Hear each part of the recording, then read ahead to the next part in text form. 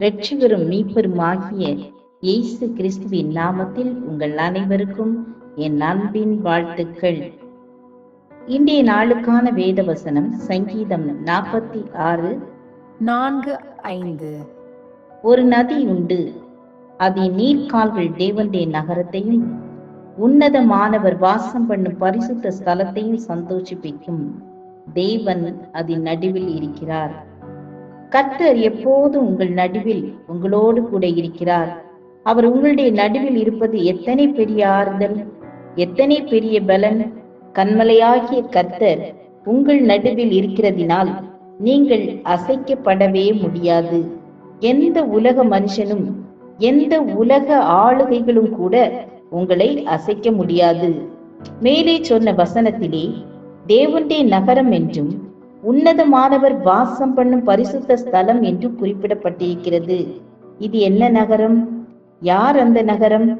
ஏசாயா சொல்லுகிறார், உன்னை ஒடுக்கினவர்களின் பிள்ளைகளும் குனிந்து உன்னிடத்தில் வந்து உன்னை அசட்டை பண்ணின யாவரும் உன் காலடியில் பணிந்து உன்னை கர்த்தருடைய நகரம் என்றும் இஸ்ரவேலுடைய பரிசுத்தரின் சீயோன் என்றும் சொல்லுவார்கள். தேவ பிள்ளைகளே, நீங்கள் அந்த நகரம். கர்த்தர் உங்கள் நடுவில் வாசம் பண்ணுகிறார். தெய்வ ஆவியானவர் உங்களுக்குள் இருக்கிறார். வேதம் சொல்லுகிறது, நீங்கள் தேவனுடைய ஆலயமாய் இருக்கிறீர்கள் என்றும் தேவனுடைய ஆவி உங்களில் வாசமாய் இருக்கிறார் என்றும் அறியாதிருக்கிறீர்களா என்று 1 கொரிந்தியர் 3:16 வாசிக்கிறோம்.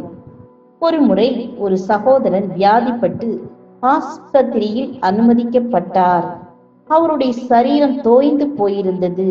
எவ்வளவோ வைத்தியங்கள் செய்தும் அவர் உடல்நிலை தேரவே இல்லை. டாக்டர்கள் எல்லாம் அவரை மரணத்திற்கு ஒப்பு கொடுத்து விட்டார்கள்.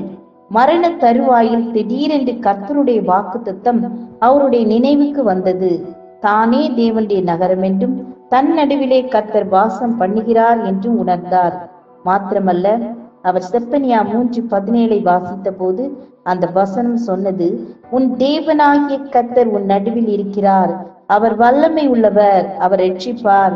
அவர் உன் பேரில் சந்தோஷமாய் மகிழ்ந்து தம்முடைய அன்பு நிமித்தம் அமர்ந்திருப்பார்.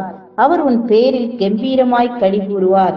இந்த வசனத்தை அப்படியே அவர் தியானித்து, நீர் என் நடுவில் இருக்கிறதினால் உமக்கு ஸ்தோத்திரம் என்று மகிழ்ச்சியோடு ஸ்தோத்தரிக்க ஆரம்பித்தார். அந்த நிமிடத்திலிருந்து அவருடைய சரீரத்தில் பெரிய மாறுதல்கள் உண்டாயின.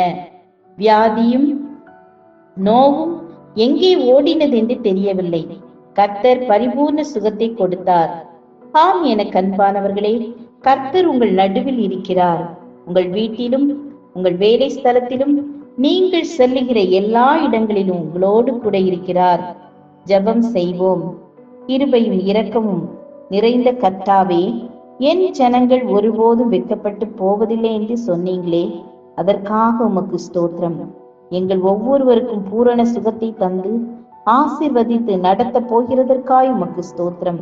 இயேசுவின் நாமத்தில் பிதாவே, ஆமேன், ஆமேன். God bless you.